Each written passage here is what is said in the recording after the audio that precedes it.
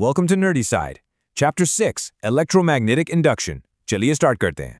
इस लेक्चर में हम कवर करेंगे मैग्नेटिक फ्लक्स के बेसिक्स, फैराडे और लेंज लॉज, मोशनल ईएमएफ के इंपॉर्टेंट कॉन्सेप्ट्स, सेल्फ और म्यूचुअल इंडक्टेंस और लास्ट में एसी जनरेटर और कॉमन एग्जाम मिस्टेक्स। तो चलिए आगे बढ़ते हैं।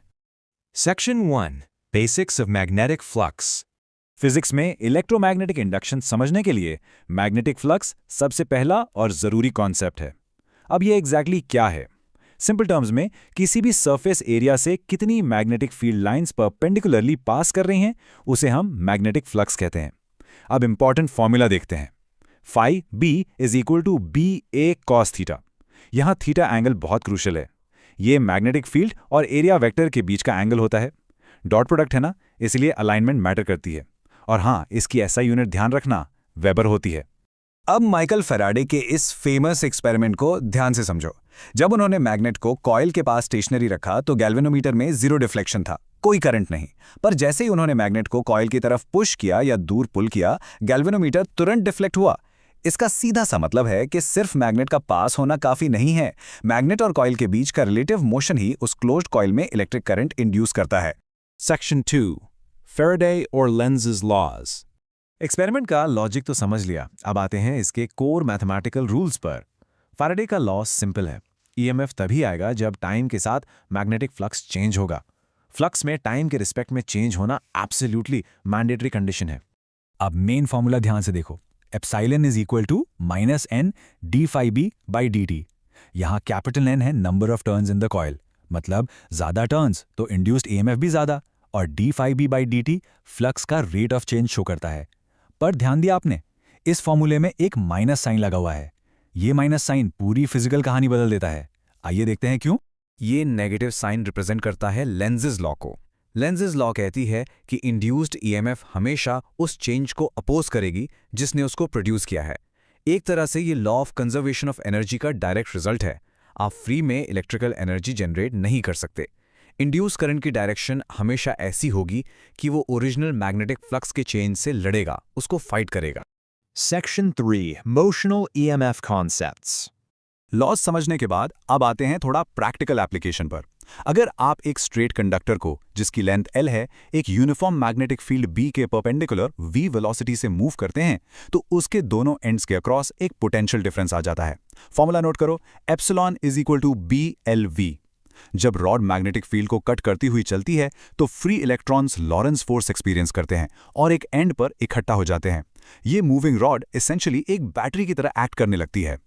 अब आते हैं एग्जाम के लिए न्यूमेरिकल अप्रोच पर। सबसे पहले नोन वैल्यूज लिखो, B, L और V आइडेंटिफाई करो। फिर चेक करो कि क्या ये तीनों वेक्टर्स एक दूसरे के म्यूचुअली परपेंडिकुलर है।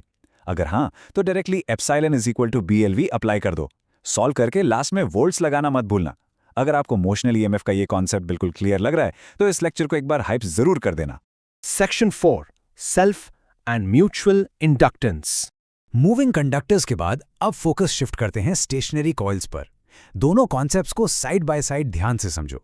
जब एक कॉइल के अंदर अपना ही करंट चेंज होता है और वही कॉइल उस चेंज को अपोज करने के लिए एक बैक ईएमएफ प्रोड्यूस करती है, उसको हम सेल्फ इंडक्टेंस कहते हैं। लेकिन जब एक कॉइल में करंट चेंज होने की वजह से उसके पास वाली पड़ोसी कॉइल में मैग्नेटिक फ्लक्स चेंज हो और वहां ईएमएफ इंड्यूस हो जाए तो उसे म्यूचुअल इंडक्टेंस कहते हैं। ट्रिगर दोनों में करंट का चेंज ही है, डिफरेंस बस same coil versus neighbouring coil का है। आपके क्विक रिवीजन और नोट्स के लिए ये फॉर्मूलाज बहुत इंपॉर्टेंट है।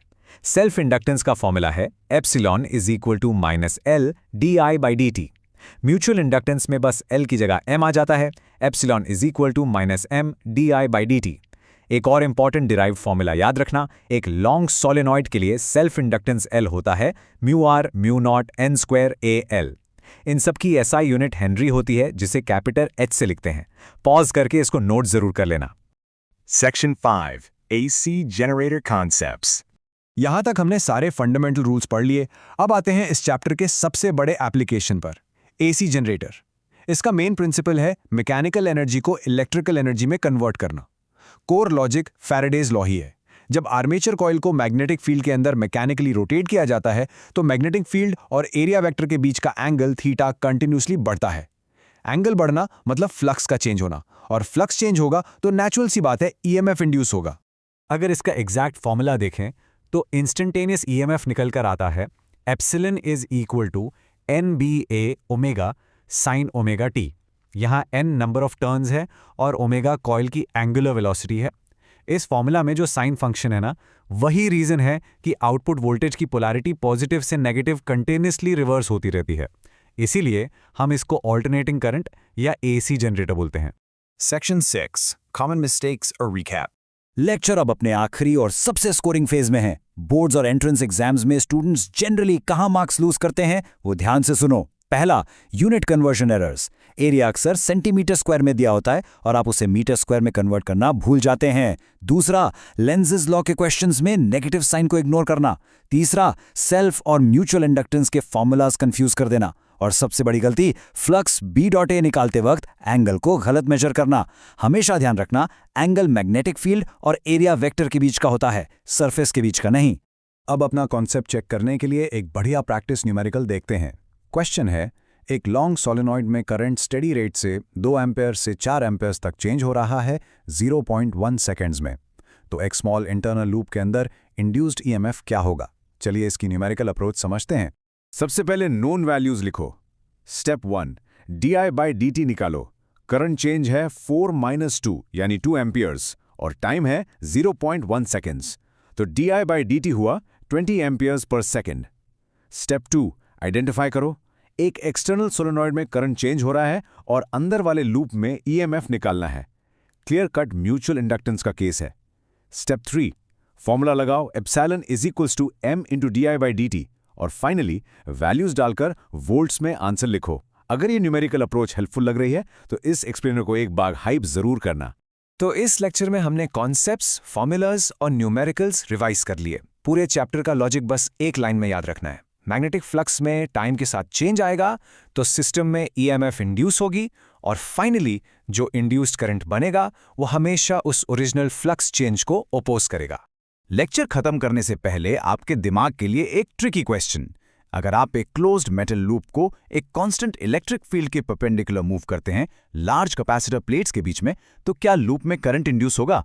ध्यान से सोचना, इलेक्ट्रोमैग्नेटिक इंडक्शन के लिए स्ट्रिक्टली सिर्फ मैग्नेटिक फ्लक्स का चेंज काम करता है, इलेक्ट्रिक फ्लक्स नहीं। तो इसका आंसर है एब्सोल्यूट नो। ये कॉन्सेप्ट एग्जाम के लिए बिल्कुल लॉक कर लो। चलिए रिवाइज करते रहिए, मिलते हैं नेक्स्ट लेक्चर में।